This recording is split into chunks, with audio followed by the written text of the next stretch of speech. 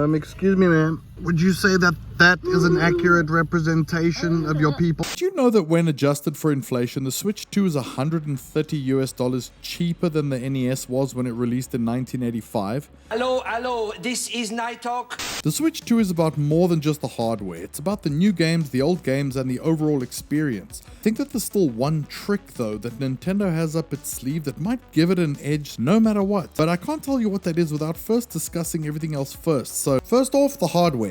There are over 170 secrets to explore. In my first impressions video, I spoke about how big the Switch 2 is compared to my original non-OLED Switch. It's not nearly as big as something like the Steamdeck, but the jump from the Switch 1 to the Switch 2 is pretty big, for better or worse. I love the bigger screen, I love the new stand, I love the bigger Joy-Cons, and the way they snap in just feels oh so good.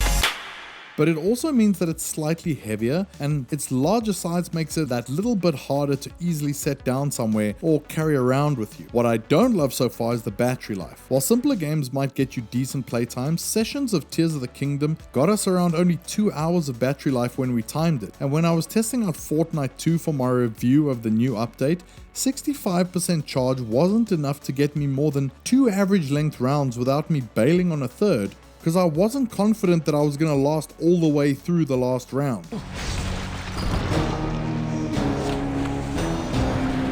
I really like that I can still pair my Switch 1 Joy-Cons with the Switch 2 for things like Mario Kart World's 4-player split screen, and while I'm happy my Pro Controller still pairs with it, I was a bit bummed to find out that it can't wake the Switch up from sleep mode, which means you either have to keep the Joy-Cons near you, set your Switch to get woken up by the TV input, or get up and manually go turn it on.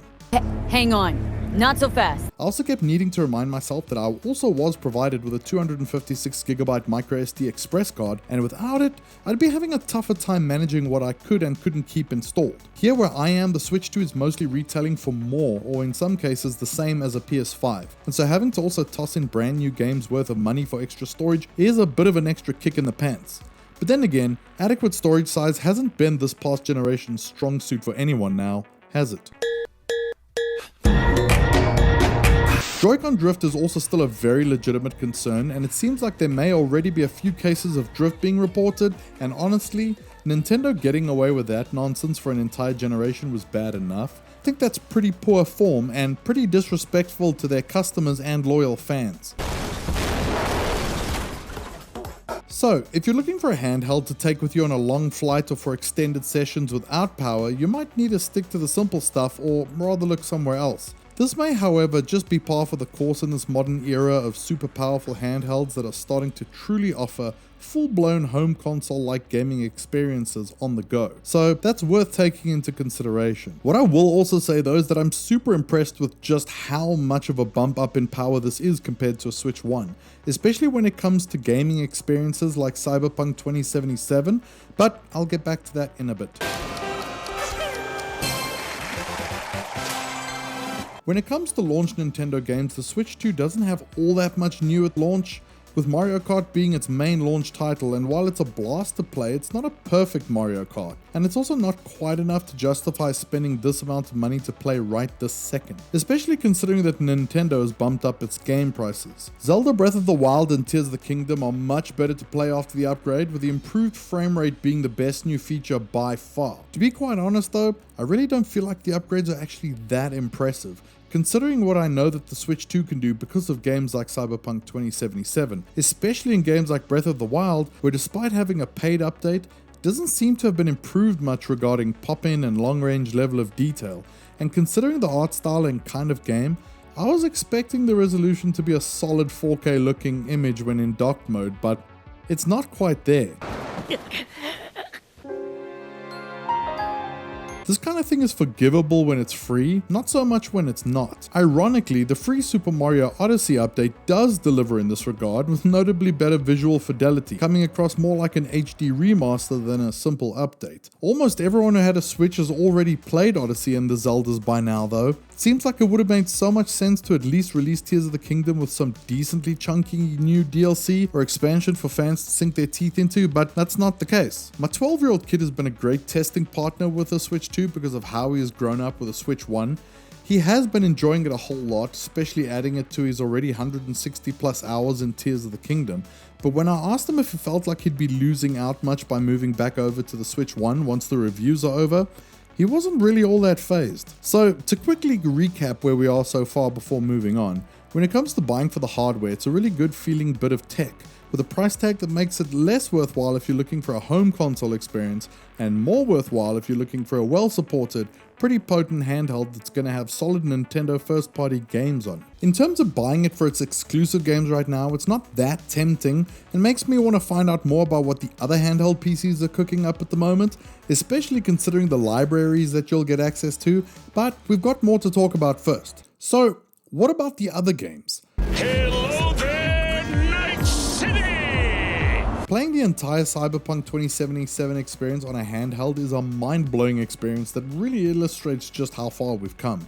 Before I continue, I also want to give a big thanks to the nice folks at CD Projekt Red, who were also cool enough to give me a code for the Switch 2 version of Cyberpunk when I reached out, meaning I could also give it a good solid go and bring you my impression. Holding a game of this size and this caliber with this much detail and this amount of content really is a mind-blowing experience that I want to compare to the way I felt when the PlayStation brought full quality arcade experiences like Tekken into our homes and bedrooms for the first time.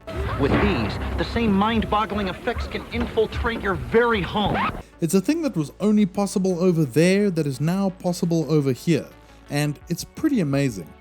I need to point out that despite its miserable and inexcusable state at launch, Cyberpunk 2077 in its current form has slowly made its way up to becoming one of my favorite games of all time, which means it's become very special to me. I've been holding out on finishing the Phantom Liberty DLC's other major story path ending that I didn't do the first time around, and playing on Switch 2 with cross progression let me load into my Xbox saves and do just that, and because I love the game so much, I'm pretty damn holy about how I experience it. I loaded into my old save and started playing the different direction, scared that I was gonna waste it on a subpar experience, but I'll be damned, because even when playing on my big 4K TV, I never felt like I was getting some sort of heavily compromised experience.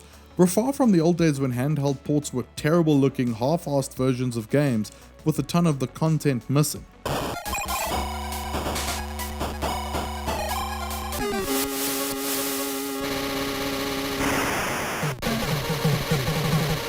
I also really ended up liking the gyro stuff quite a lot, which allows you to tune it to your liking so you can either have full movement or, like I prefer, using it only when aiming down the sights to adjust and line up those perfect shots.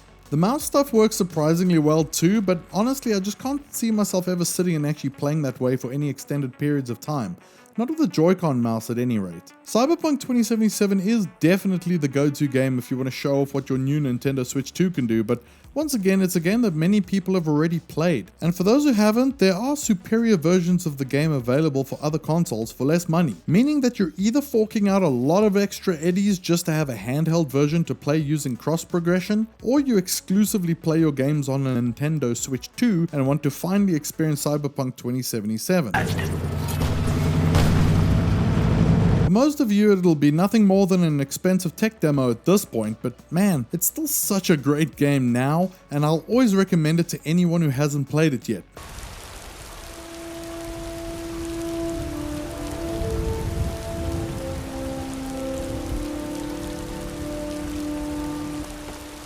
I've been looking for you.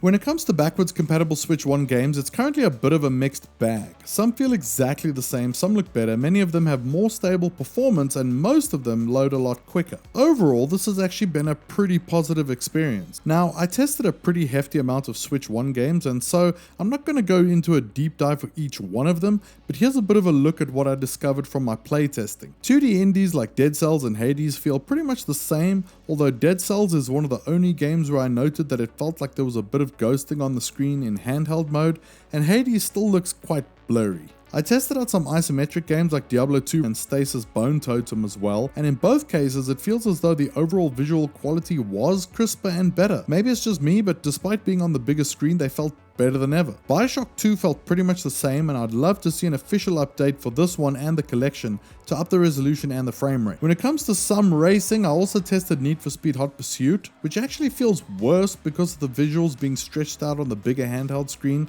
and an old rough remaster like Star Wars Pod Racer feels about as good as ever, but that's not saying too much considering how dated it looks thanks to its very lackluster remaster. I still do love it though.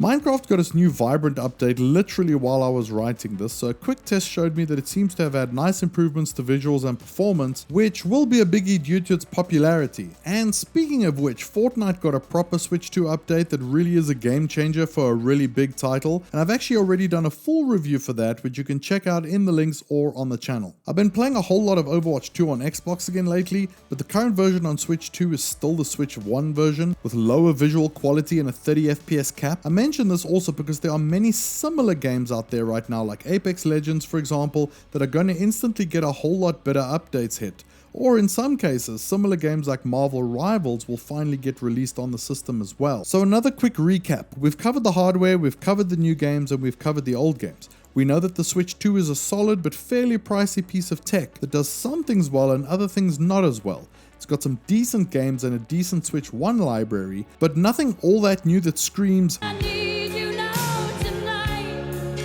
and I need you more than ever. So what's left to discuss? Well, it's something pretty important and might be the biggest factor when it comes to deciding if the Switch 2 is a good purchase right now for you, and that is the competition.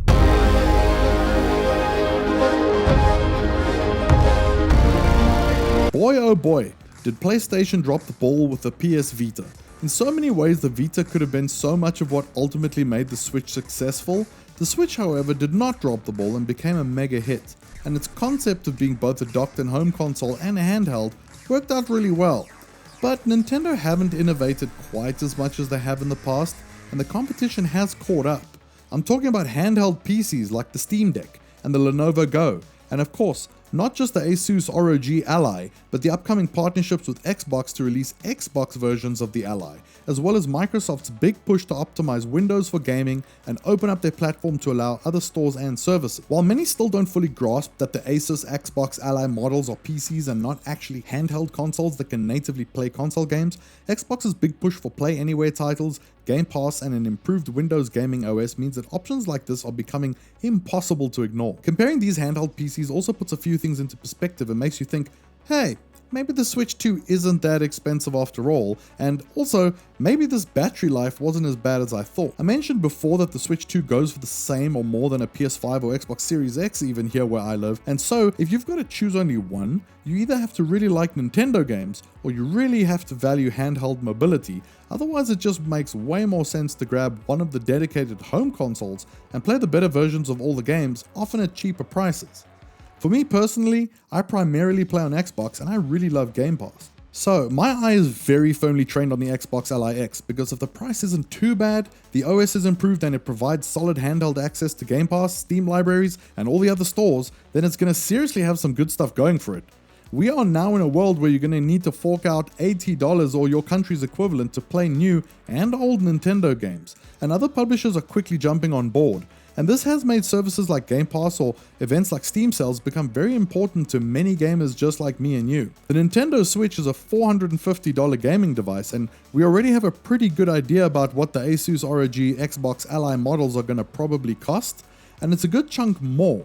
But how much does that matter when the more expensive device is going to give me access to tons of games for a whole lot less money, be it because of sales or as part of a subscription service I'm already paying for on my home console? Those $80 games are going to add up real quick, and I'm not even factoring in Nintendo's fee to play online. So here I am and here we are, trying to decide if the Switch 2 is the right choice in the long run, and not just for me but for my family as well. Right at the beginning of this full review, I said that Nintendo had a trick up its sleeve, something special. You see, despite what I've said about the hardware and the tech and the games, there's that one thing that Nintendo has that no one else does, and it's almost impossible to explain. It's that thing. That magic, that certain special, intangible but completely observable quality that Nintendo products and games seem to have that brings people together and manifests fun scenarios out of almost nowhere. Just the other day, my parents, who are in their 60s, had come over and my kids were quite amped about the arrival of a new Mario Kart in the house, and before I knew it, we were all sat in front of the TV, Joy-Cons in hand, smiling and yelling as my youngest child messed around because he had assists helping him, and my parents laughed out loud as they wrapped their heads around the concepts of drifting and firing turtle shells at other racers. In that moment, I was reminded that despite everything I've mentioned, despite the pricing, despite the money-hungry corporates behind the scenes, and despite all the competition that might be out there, a moment like that just wouldn't have happened with any other console or handheld PC or other gadget, and for the life of me, I couldn't tell you why. It's just that special Nintendo thing. I'm still faced with a decision, and you might be too. And if I was forced to make a decision right now, it wouldn't be an easy one. What I know for myself is that while Nintendo have done a lot right with the Switch 2, I'm a little scared off by the cost of games, the potential drift issues, and the fact that I'm not quite as into their first-party games as others. What I do want very much is a handheld that'll let me continue playing my home console games when I leave the house, and give me access to my Steam, Xbox, and Game Pass libraries where possible. I want a handheld mostly for smaller titles and indie games, not big immersive AAA experiences, although it doesn't hurt to have those too. What I do know is that if I don't choose Nintendo, and I do go the other way, those other options will be many things, and do many things, but they'll never quite bring that special magic that only Nintendo knows how to bring. The question is, will Microsoft succeed at bringing Game Pass to the Switch 2? Because if they do, that could change everything. Are you still quite keen on a Switch 2, or do you have your eye on something else? Let me know. I do hope you enjoyed the video. If you did, hit the like button to let me know. Don't forget to check out all the other videos I've mentioned and have linked to, and if you liked the video, subscribe to catch more of my videos in future. Thanks for watching. I'll see you soon.